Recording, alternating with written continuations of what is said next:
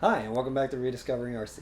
My personal journey as I venture back into the world of RC and RC racing after an almost 20-year hiatus. I'm your host Julio, and today I thought we'd get into a little more in depth into the Serpent X20 touring car. More specifically, let's talk about that tough decision. Do you upgrade this car, or do you go ahead and bite the bullet and buy the X20 21 edition? I've gone ahead and done a little bit of the research. There's quite a bit that has been done to this car, but at the same time, there's quite a bit on this car that does carry over, or it contains parts that were really came out before the 21 was announced. Even though some of those parts may have been under the radar. So I'll get into the details. At the time of this video, I won't have like the exact costs, but in the description below, I'll be sure to add up based on my research and the approach that I'm going to take on what it would cost to upgrade this car to kind of 21 status. So give me a chance to organize things a bit. I've got a whole bunch of parts behind me, so let's get into it. Okay, so before I bring out the parts, let's talk a little bit about what in the car is the same and what is different between this and the 21 edition. So first off, let's start off with what's the same. So first off, suspension parts, for the most part, all the same. Let's go ahead and get into the details of what's different. So again, upper and lower suspension arms, front and rear, all the same. The inner upper suspension mount, the same between the X20 and the 21 edition. Where there is a difference is the inner suspension mount, and we'll get into detail there with the parts once I get into that. The dynamic tow system, that's the same. So pretty much the rear suspension, all the components are really all the same, down to the diff with the one part we'll get into later. Moving across, what's the same here? Really everything along here has changed. The steering rack is all the same. In the front, again, upper and lower suspension arms are the same. The shocks obviously are the same all around. There are minor differences there, and I'll get into those details in a minute. And that is pretty much it. So let's go ahead and talk about what's different. And let's start at the very front. So in the front, we have a different front bumper. Most notably, including the foam. The foam is different. It's actually a little bit thicker. I've got the parts there. I'll show you in a second. And one of the things that I never really liked about this is in the case of a front impact, it's really putting a lot of stress on the lower chassis. So there's changes in the 21 edition to take care of that. There's slight differences in the way that the shocks are mounted on the car. I'll get into those details in a second. From there on back, a lot of drivetrain components are different. The whole front spool is different. The CVDs, the DJCs up front, are different. The steering hubs are different. Chassis and top deck, different. The servo mount, different. The hub mount, the motor mount, and along with the spool mount, different. Going to the back, let's see. The rear. The rear CVDs, slightly different. We'll get into the details of what's different. And that is pretty much it. All right, so now that I've gone through basically an outline of what's different on the car and what stays the same, let's get into the parts, starting with the front and the front bumper assembly. All right, so let's start with the front bumper assembly, and I'll go ahead and start with the new foam bumper for the 21. This is part 401921, and as I mentioned, I will put all of these parts numbers. I'll probably break them into sections just so it's easier. If you only want to upgrade certain parts of this car, you can do so. So the difference between this bumper and the other one is that this one sticks out a little bit more. Just from eyeballing it, it sticks out about another 4 or 5 millimeters forward, just to give you a little bit of cushion there in the front of the car. And again, if you want to, you can't just change this. You pretty much have to change the whole front bumper assembly if you want to take advantage of the little extra space up front that you want with this bumper. So in order to do that, this is the part that comes in the kit, or the equivalent of what comes in the 21 kit. And this is part 401919. This is the X20 21 edition front bumper assembly. You get all of the plastic parts, which consists of the standoff, similar to what's in the X20 now. An updated front lower bumper that goes mounted to the chassis. And then the top piece, which the highlight of this piece is that it extends back, and this will actually go into that little crevice that's in the front of the bulkhead, and that will give you that kind of support up front in the event of a front impact. So you may have seen there's some third-party companies that have already, they're either coming out with carving pieces, that kind of fill in this area in the back so that you can actually you know, have that front protection just like it, but now you can actually get the Serpent parts. And again, this is really an all-in-one with these parts, along with these are updated. I compared it with the existing, you know, body posts. I'm not sure that they're that much different, but just to be on the safe side, I went ahead and ordered this part. This is part 401904, and this is just the front body mounts. So again, with this whole assembly here, you have you have the equivalent of what's in the 21. You can use the existing hardware that's on the current bumper, and the even better news is that you could actually, this is just a straight swap on the existing X20, so you shouldn't have any problems installing this. As an option, they have also come out with part 401954, which is a front bumper assembly.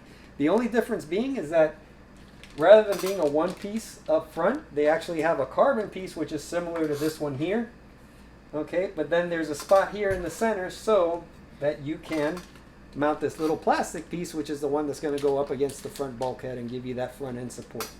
So as far as the front bumper, these are all the parts. I'll be sure to list them, and I'll be sure to organize them in such a way so that you can organize how you want to upgrade your X20 if you want to do this conversion, or as part of an overall 21 edition conversion. So let's go ahead and move towards the back of the car. Okay, so moving a little bit further back, let's talk a little bit about the front suspension. So in the front, shock tower is the same and the shocks are the same as I mentioned. Now one difference that they did in the 21 versus the 20 edition, and really not a difference, we'll talk about it when we get to the rear. Up front, you've got this 2mm spacer that holds the top part of the shock away from the shock tower. And if you recall from my build video,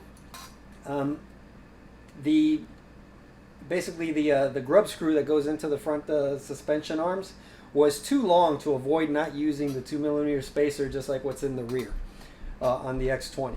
But one of the parts, and I'll have the part number below because I've already actually have it installed on my arms, is that they provide a shorter grub screw. So this is a 3x8mm grub screw as opposed to the 3x12 that comes with the X20. By going with a shorter grub screw, it allows you to install the lower part of the shock, okay, without that 2mm spacer. So I have since removed the 2mm spacer that I installed when I built the car, and this is the same exact alignment that you have when you build the X20 21 edition. So that's an easy upgrade. It's just the cost of those. I'll have the part number, since I don't have the card anymore, I'll have the part number for these grub screws below. Moving a little bit further back, like I said, suspension arms are all pretty much the same. The roll bar, all the hardware is the same. So let's talk about the most exciting part of this build, or of the new car, and that is the front steering hubs. Now the front steering hubs, they've done a couple of things that are really interesting. So first off, you have these steering block inserts that go into the hub itself, and there's two things that this provides. This gives you overall axle height relative to the hub, so you can flip them up and down, and it gives you a difference of 1mm up and down relative to the hub. So that is an important, a pretty nifty adjustment that you can make. Similar like off-road cars where you want to have the hubs down low, on dirt versus up high for carpet. Not as drastic changes because you do have a lot of give and take there when you're adjusting the off-road cars for different surfaces. But that one little millimeter of play is going to come in pretty handy. The other important thing with the adjustability of the front hub is that they also have these little spacers, and this is part 401922 for the block inserts, and this is 110409. These are 3x5x1 shims, which actually go installed behind these steering blocks when you install them into the hub.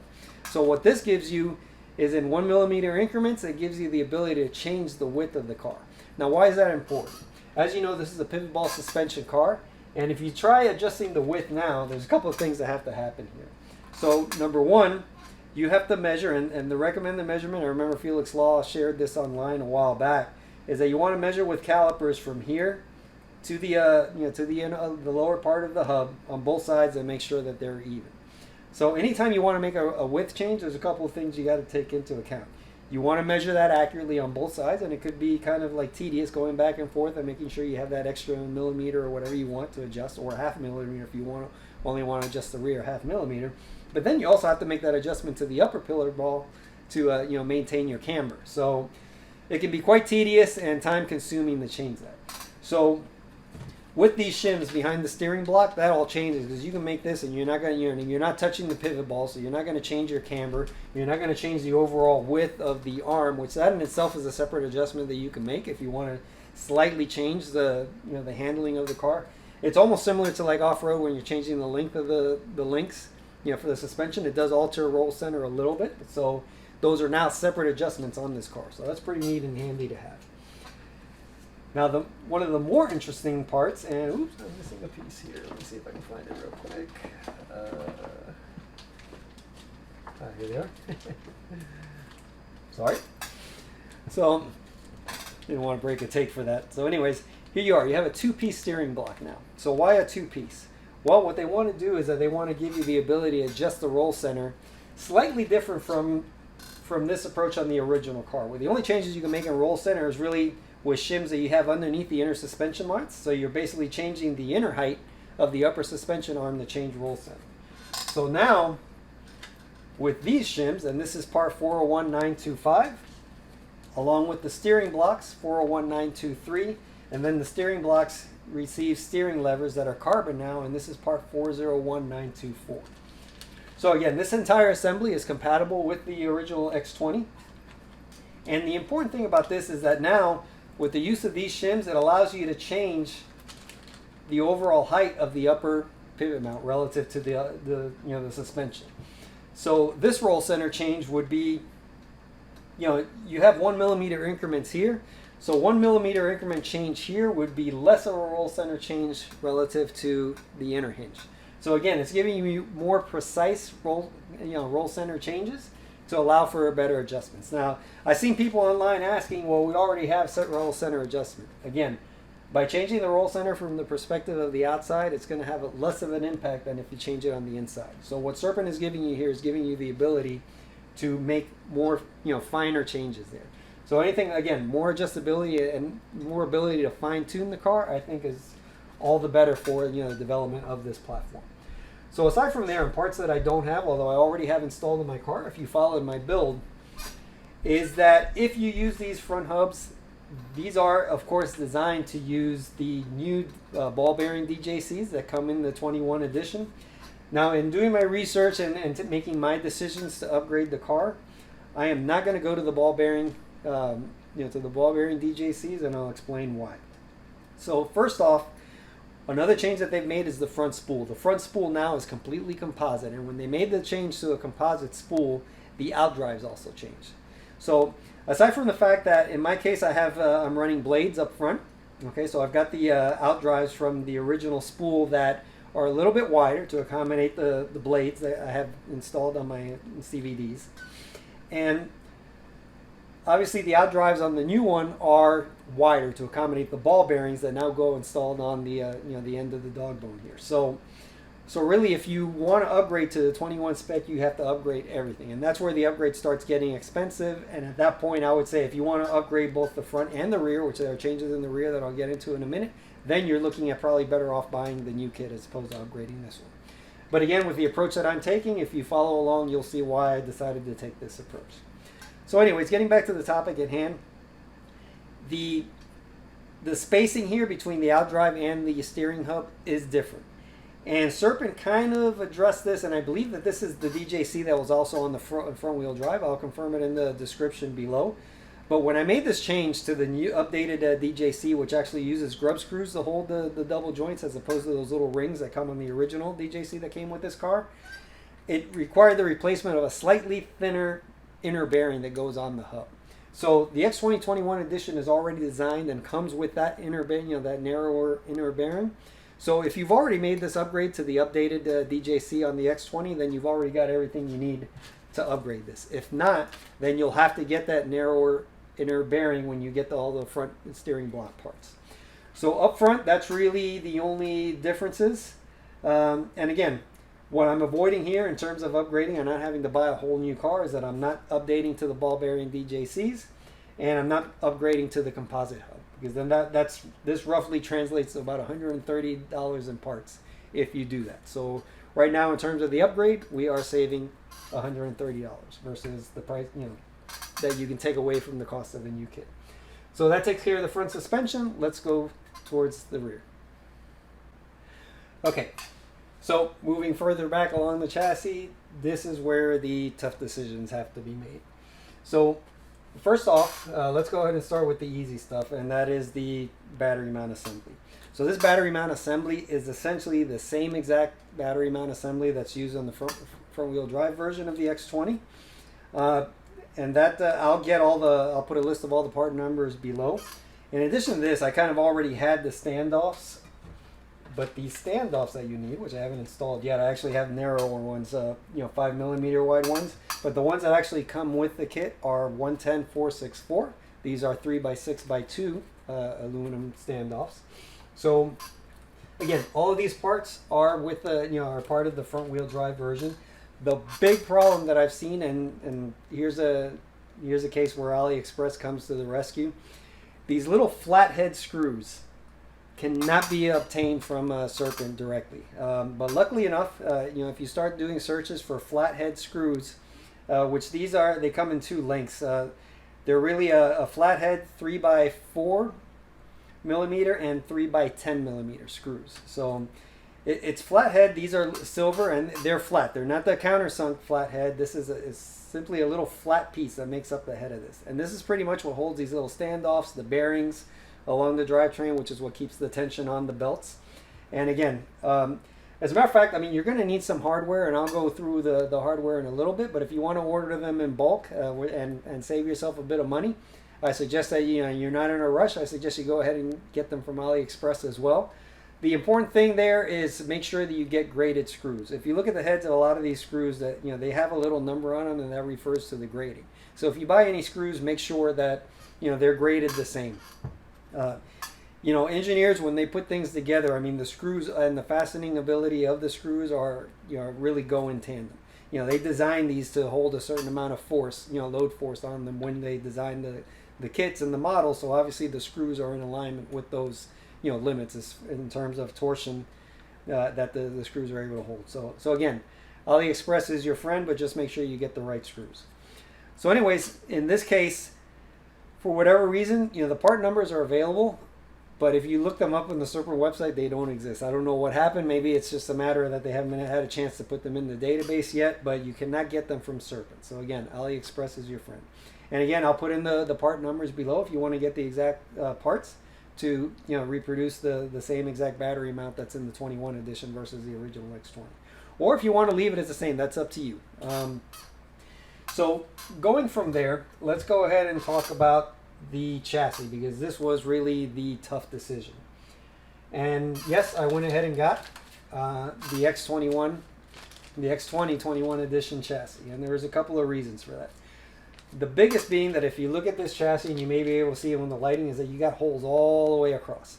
And this is big because there's actually a couple of holes here that aren't on the original chassis. And that comes in big, especially in the rear, because when you get to the actual motor mount and spool assembly, this has 5 holes in the back. And this last hole is the one that actually holds a stand-up that works in tune with this new and revised top plate.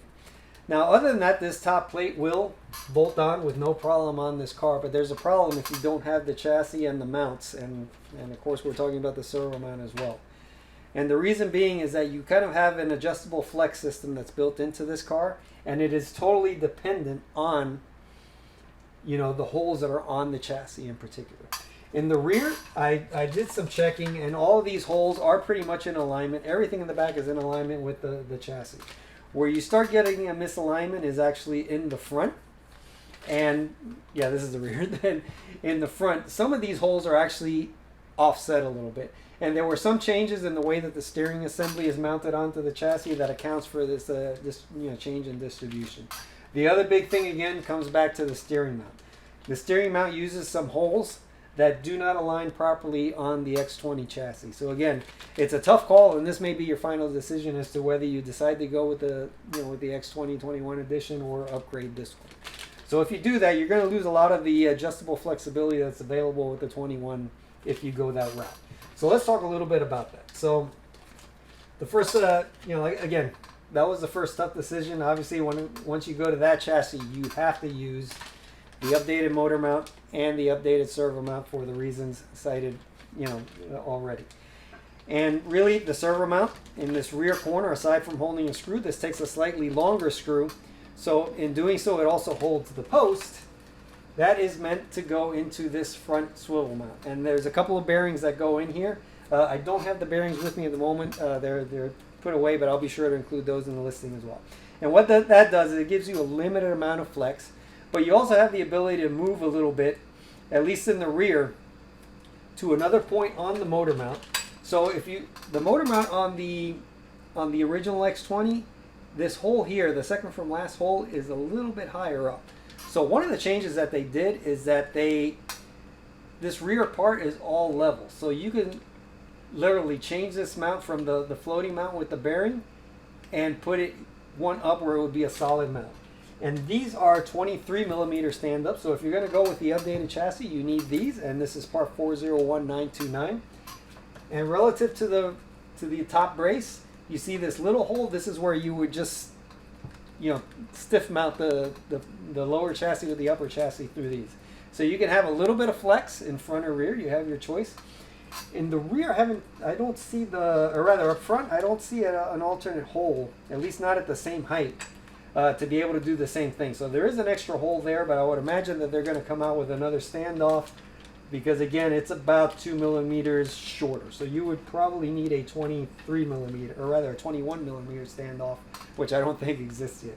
So we'll see where Serpent goes with that as far as adjustability up front and trying to stiffen the chassis up front. But anyways, yeah, you have those options, and there is a little flange bearing that goes on the top if you use this, again, this floating upper mount. And again, slight differences here. Again, you're going to need a couple of those flat screws, and there's in those flathead screws, there's only two lengths, the 4 millimeter length and the 10 millimeter. And there's a couple of bushings that go in there. I'll be sure to add those part numbers as well. So you can see little by little it's adding up, and this is really the bulk of your cost is going to go into these parts if you adopt the strategy that I am so far.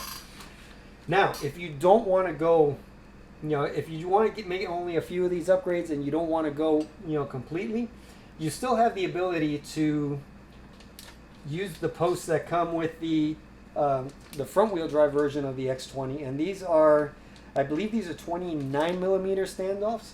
So this is basically the distance that goes flat from the chassis to the top plate.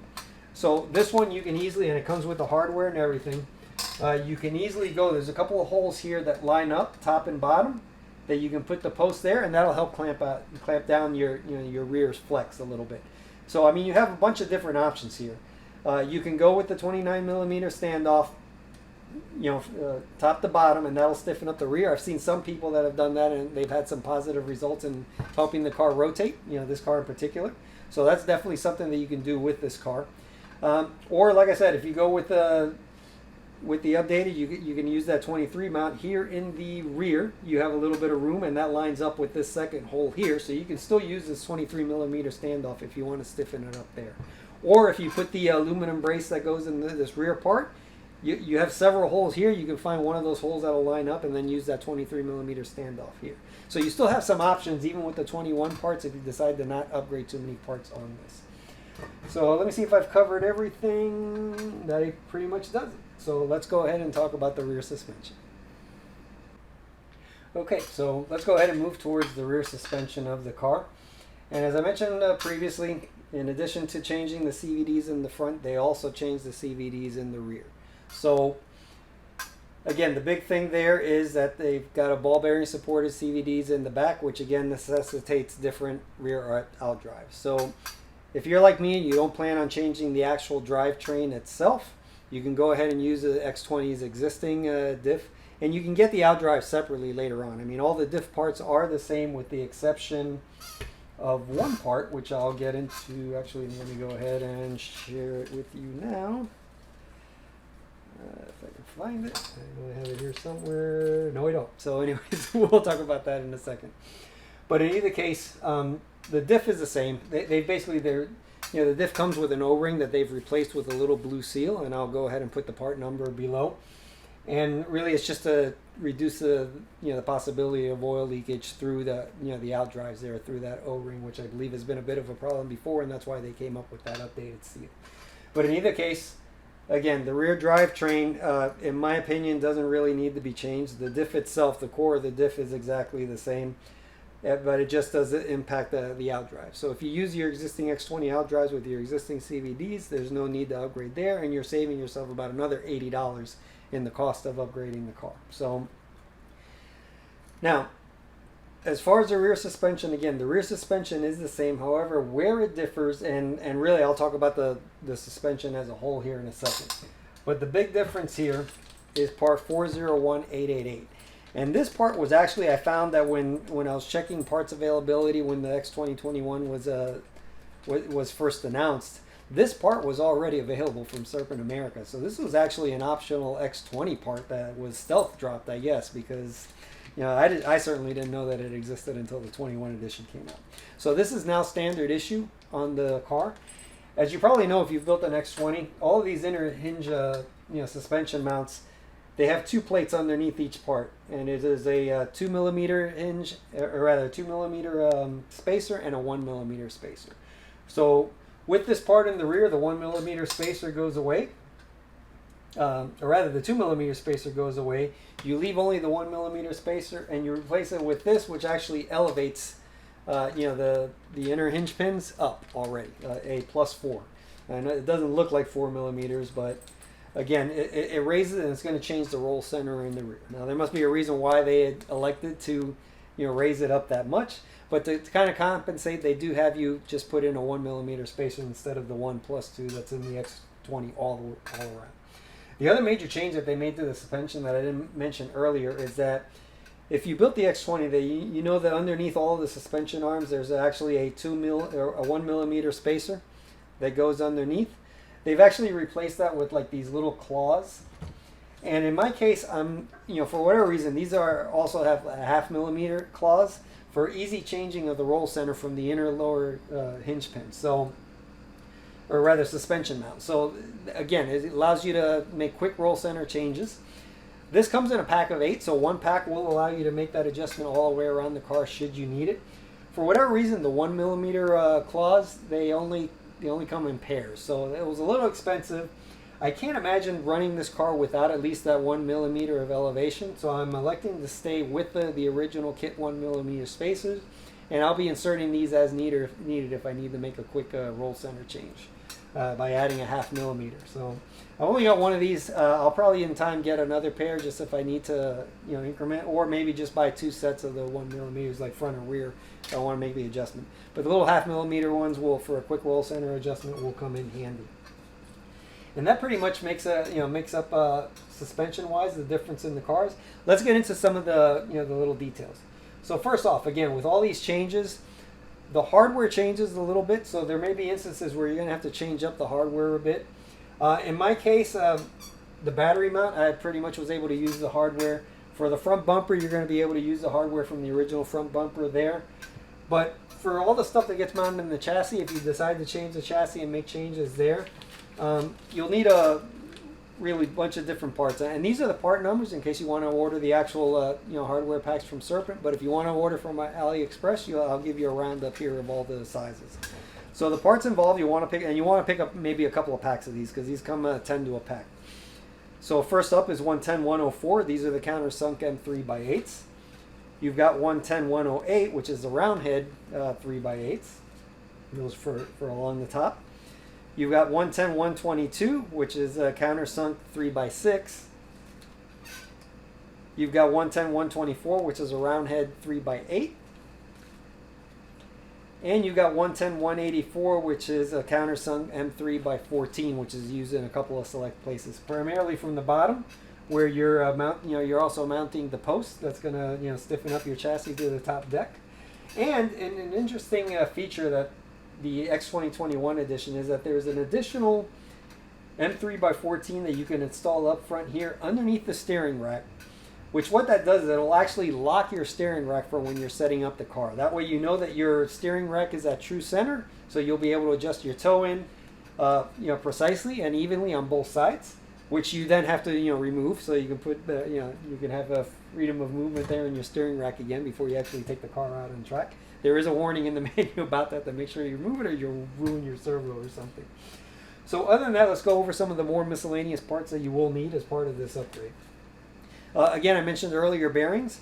There's actually a couple of bearings. There's 2 more bearings in the drivetrain as opposed to the X21. So if you make all the changes with the motor mount and everything, you'll want to pick up 401 124. These are the little bearings that go in the drivetrain that are held by those flathead screws. There is also a couple of extra mounting points for the spacers, just similar to like what we have here, like on the bottom. These are 3x6x6 bushings, which will use that longer M3 by 14 millimeter, or rather by 10 millimeter flathead screw. So you'll want to pick up at least a pack of those. Also for the top deck and that floating, to have that floating top deck or semi-stiff arrangement, these are flange bearings, 3x6x2.5. This is part 1399. Important to have that.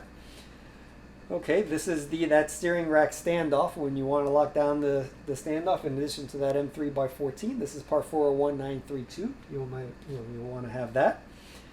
Okay, so for the suspension, again, you'll still be able to make suspension adjustments, and aside from the 1 millimeter plates that you have in the rear, you'll want to pick up a couple of additional 1 millimeter plates, suspension plates. This is 401-816. This comes 4 to a pack, so you'll at least be able to change the roll center at each suspension point. Okay, and one interesting change that they made up front, and I'll have to see whether I keep my original one or if I update it, depending on the changes between the servo mounts here. But if you recall when talking about that floating steering rack, one of the things that I mentioned is that you need to pick up this part in particular, 401588, which is what holds the steering rack from the top when you use that floating mount. And in this case, what they've done is that you install this on top of these 3x6x2 millimeter shims that I mentioned earlier, which are part 110464. Again, this is 401588. So I'll have to check and see, because this is, compared to the standoff that's already here, I mean, this is really reducing the height of the steering. And on the existing X20, it would probably interfere with the belt.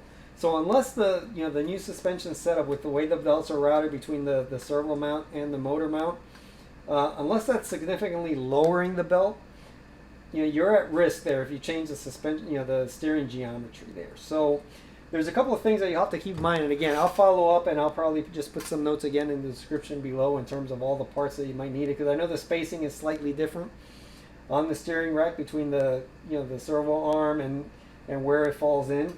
So I'll be sure to put those details and what parts you need on that. And that pretty much rounds out all the parts that you'll need if you want to do this conversion. So in the end, is this upgrade worth it? I mean, I'm taking one for the team here. I wanted to go ahead. I know I'm coming in well below the cost of the kit. So for me, the decision whether to buy the new kit versus just buying the parts, it was definitely cheaper for me, considering that I'm planning on keeping the drivetrain parts.